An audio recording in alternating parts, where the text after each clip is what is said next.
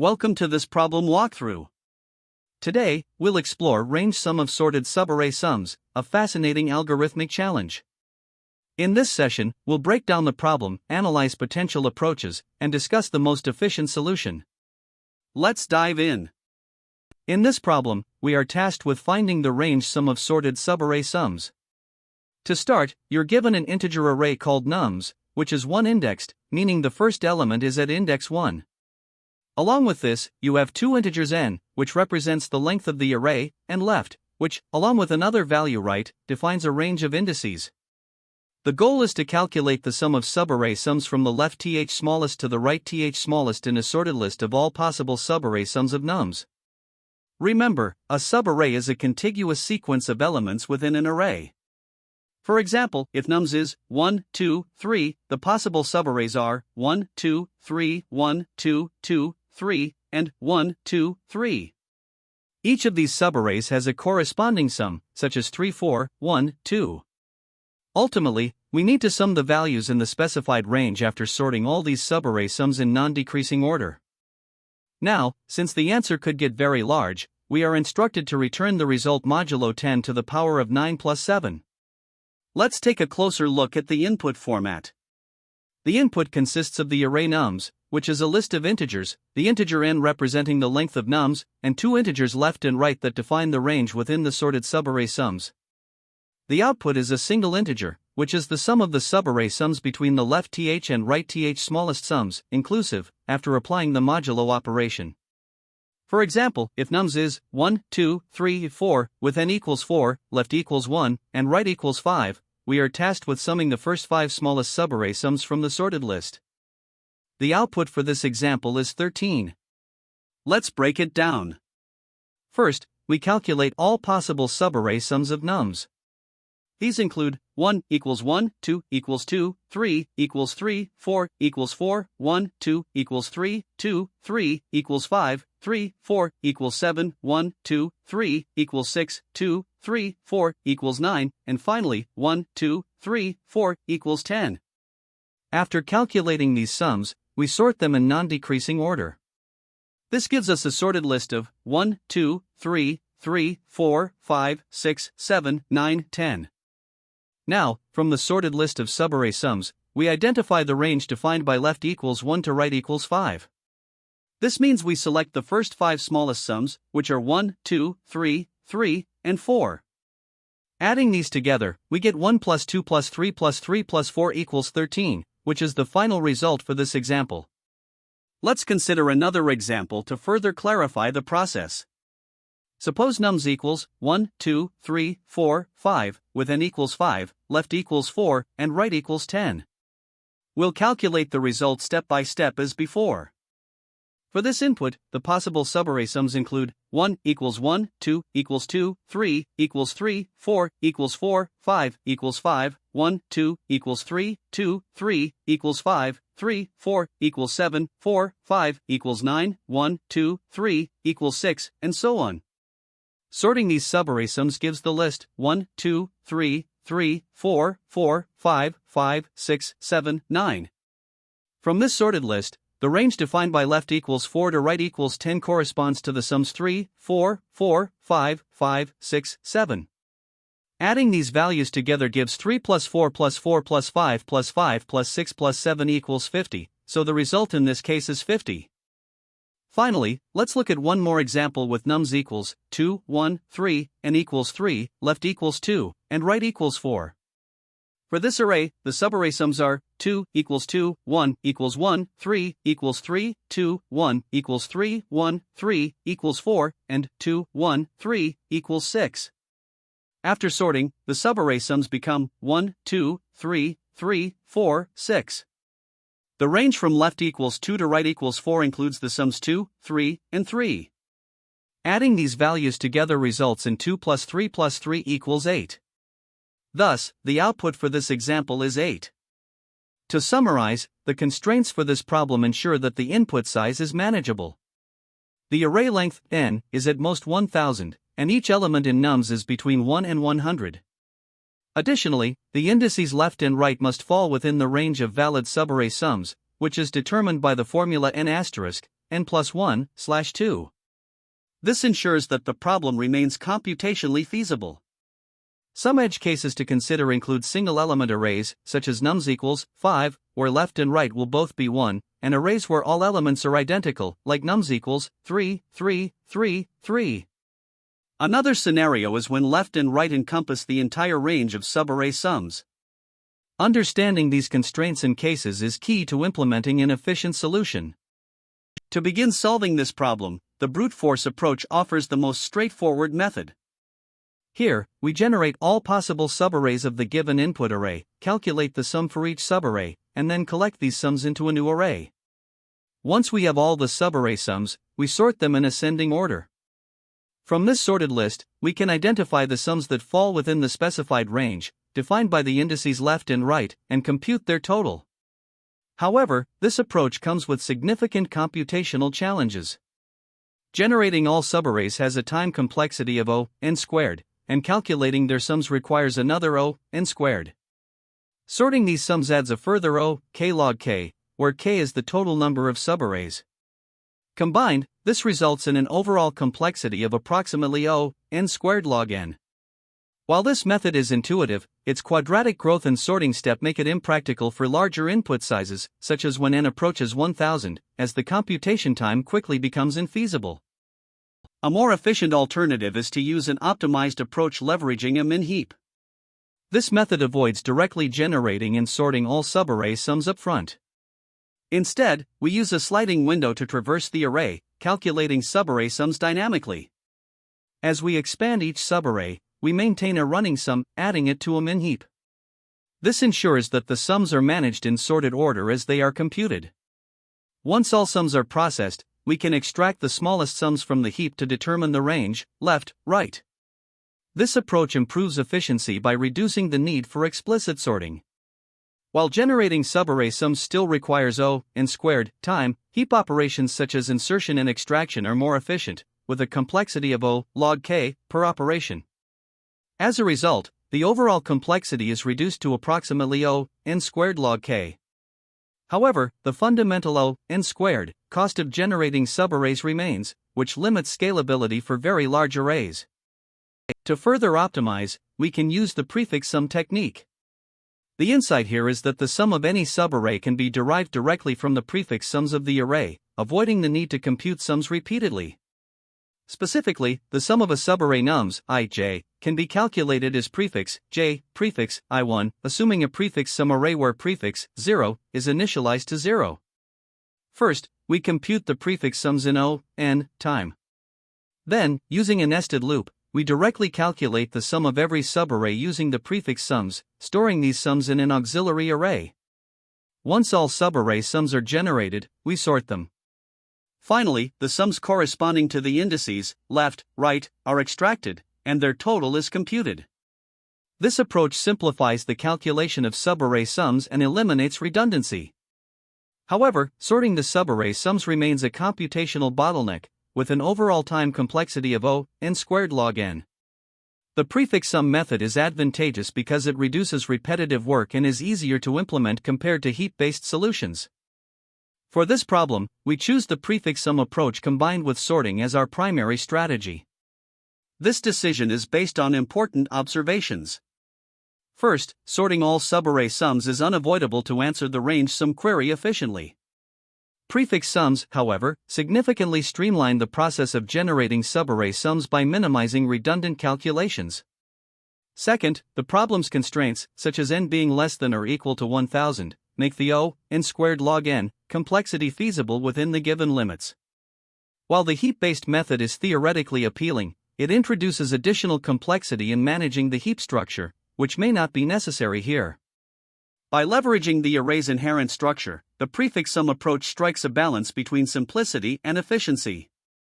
That said, sorting remains the most computationally expensive step, but it is necessary given the problem requirements. Ultimately, this method is both intuitive and practical for implementation, making it the preferred choice. In conclusion, the prefix sum approach with sorting is the most effective solution for the range sum of sorted subarray sums problem.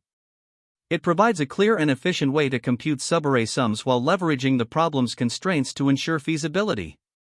This method avoids unnecessary complexity, such as managing additional data structures like heaps, and instead focuses on simplifying the process of sum calculation through prefix sums. By balancing efficiency and clarity, this approach ensures that the solution is both easy to understand and performant within the given constraints. Overall, it meets the problem's requirements in a practical and elegant manner. In this problem, we're tasked with finding the sum of the kth smallest subarray sums within a specific range, left, right, for a given list of integers nums. Let's break this down. A subarray is simply any contiguous segment of the array. For instance, if nums is 1, 2, 3, possible subarrays are 1, 2, 3, 1, 2, 2, 3, and 1, 2, 3. Now, the brute force approach to solve this problem involves several steps. First, we generate all possible subarrays. To do this, we use two nested loops, one to fix the starting index of the subarray and another to iterate over possible ending indices. For each subarray defined by the pair I, j, we compute its sum and append it to a list called subarray_sums. Once we've collected all these sums, we sort the list in ascending order. This allows us to access the smallest sums easily, which is critical for solving the problem as required.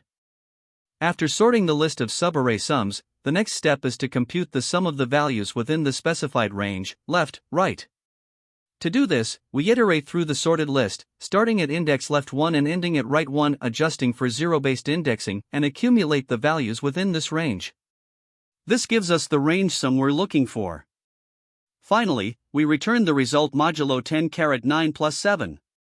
This modulo operation is important because the sum of subarray values can grow very large, and taking the result modulo prevents overflow and ensures we stay within the constraints of the problem.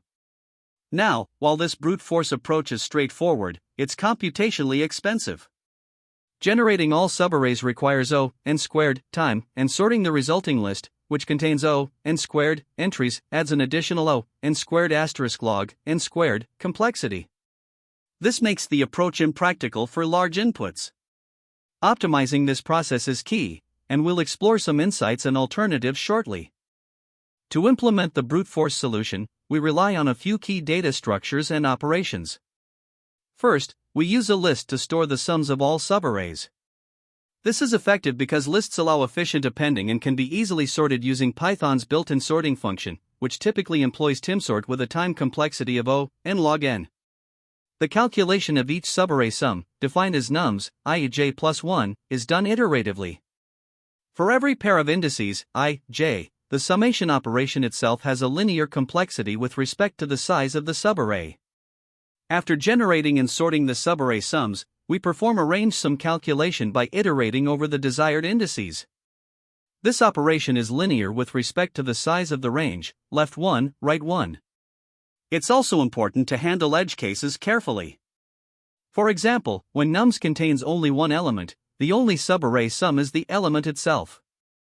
If the range, left, right, spans the entire sorted list of subarray sums, the algorithm must efficiently handle summing all values.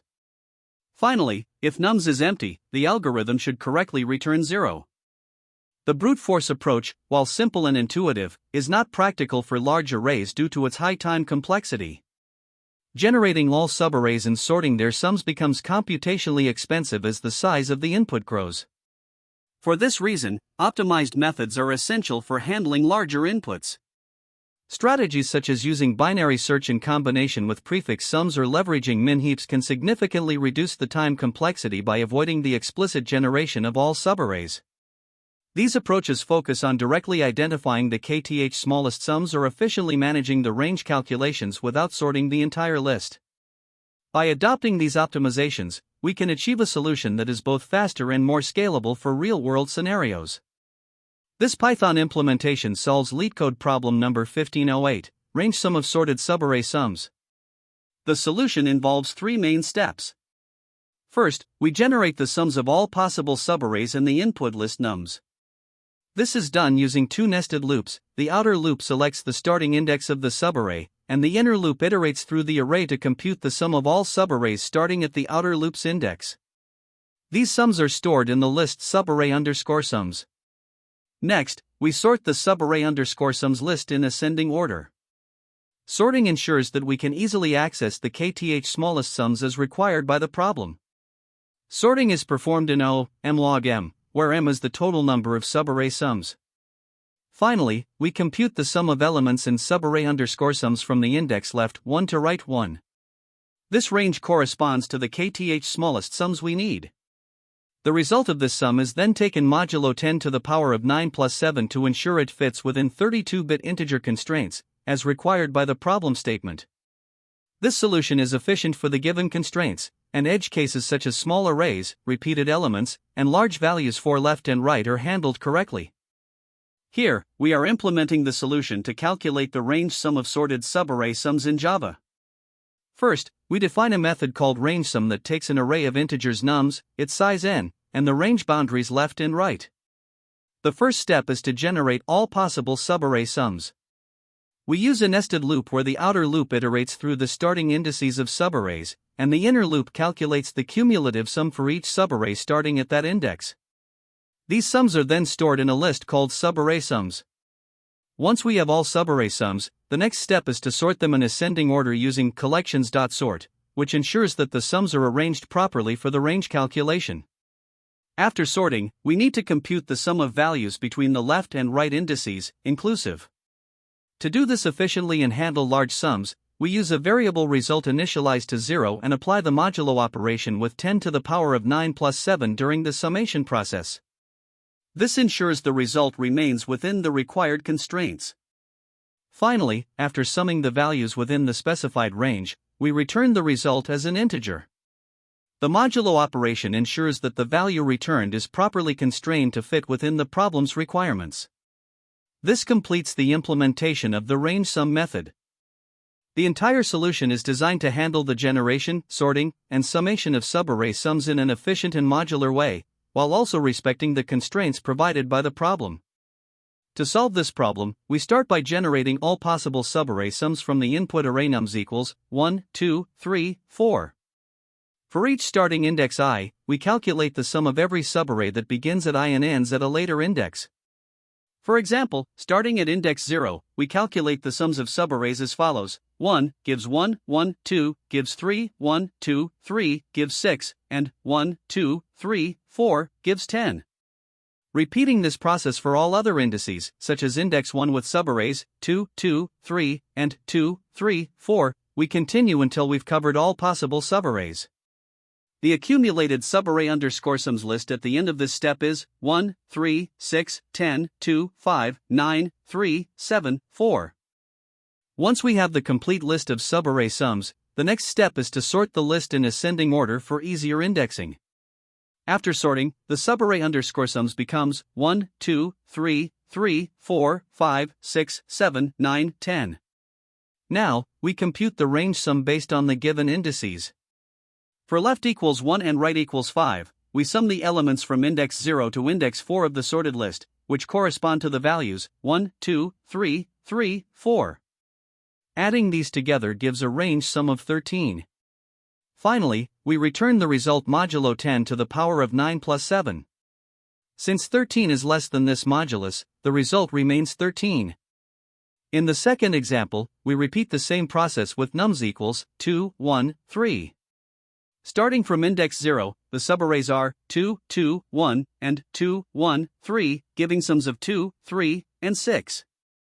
At index 1, we compute sums 4, 1, and 1, 3, which are 1 and 4. Finally, at index 2, the subarray 3 gives a sum of 3. Collecting all these sums, the subarray underscore sums list becomes 2, 3, 6, 1, 4, 3. Next, we sort this list, resulting in 1, 2, 3, 3, 4, 6. With the sorted subarray sums 1, 2, 3, 3, 4, 6, we calculate the range sum 4 left equals 4 and right equals 6. This means summing the elements from index 3 to index 5, which are 3, 4, 6. Adding these values gives a range sum of 13. To finalize the result, we compute the sum modulo 10 to the power of 9 plus 7. Again, since 13 is less than this modulus, the result remains 13.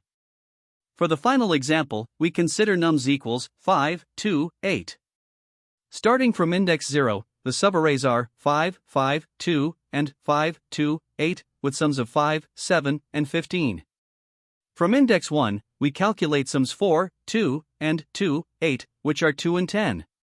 Lastly, at index 2, the subarray 8 gives a sum of 8.